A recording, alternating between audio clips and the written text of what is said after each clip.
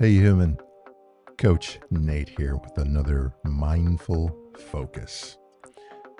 The post I want to share with you today, it reads, Time decides who you meet in life.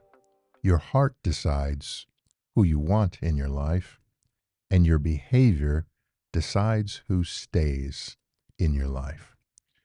We have the honor and privilege of crossing paths with and meeting other human souls in this life. And in many respects, that is an honor um, and a privilege. Some of those are brief, others are long lasting.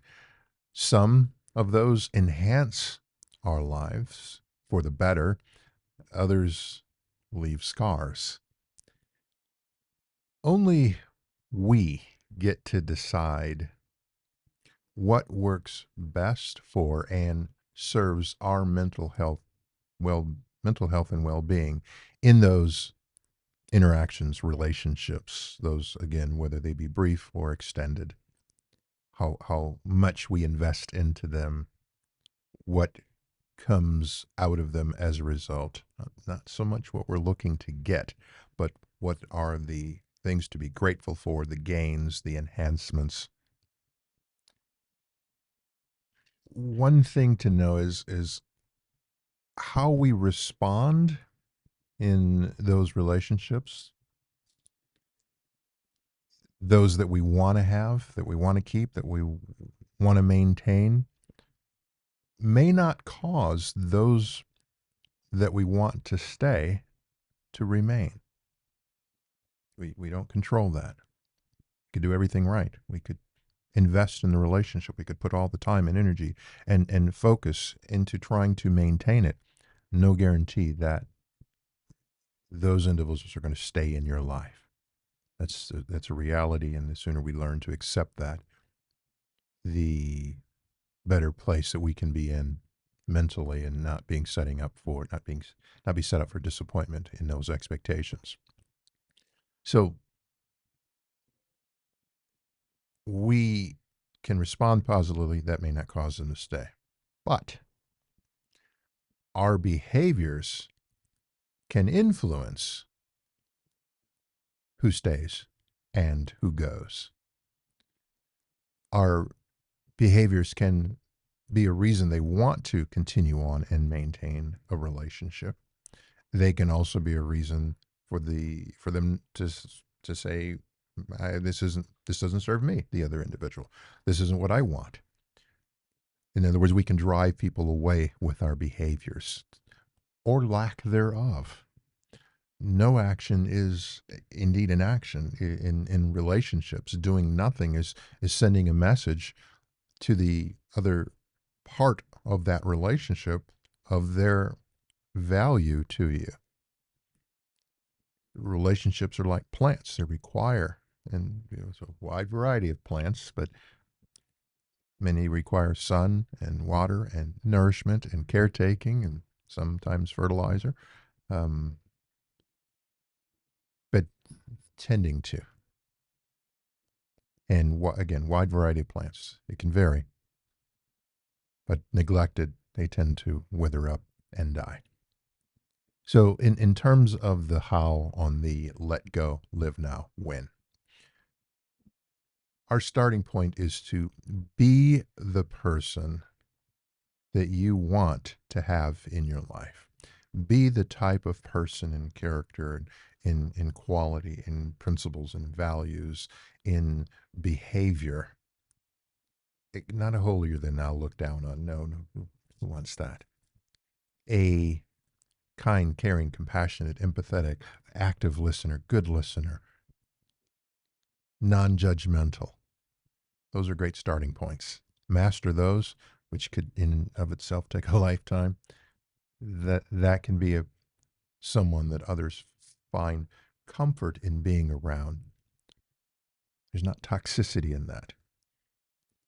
Um, being that person that you want to have in your life tends to attract.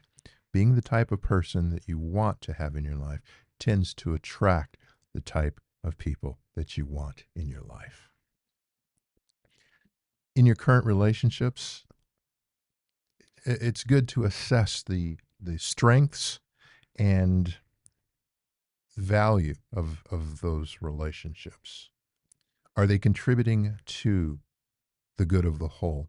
Are they enhancing your life in some way? Are you better off having that relationship in your life?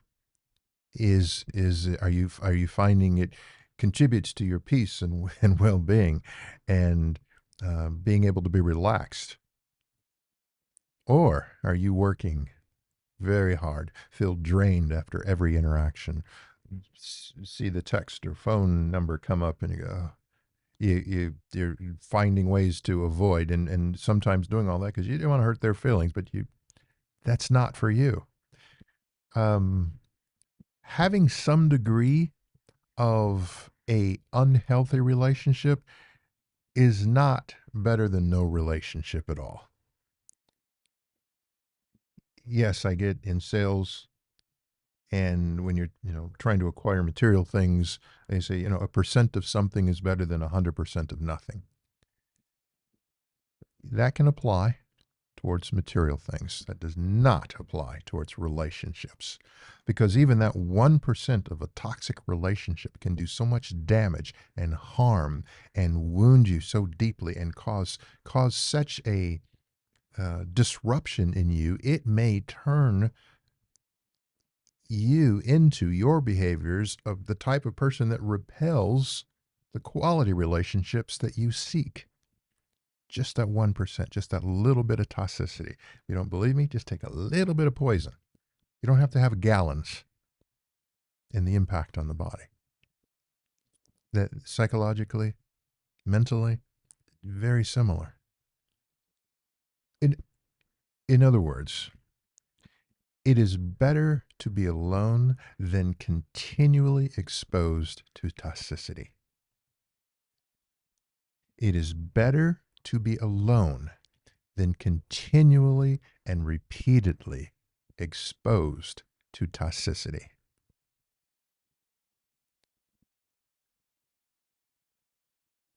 We then can focus on what brings us joy, what works for us in our lives, seeking to elevate our knowledge and understanding, finding things to be grateful for, self-development. These are all investments into ourselves that help us live up to our fullest potential, rather than continually being worn down little bit by the toxicity, eroded from the inside out.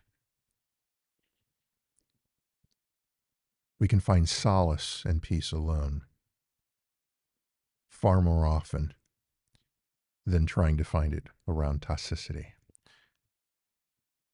The way to do that is to be your own best friend, the one that you love most, the cherished soul in your life first. That will help you, put you in a position to attract more.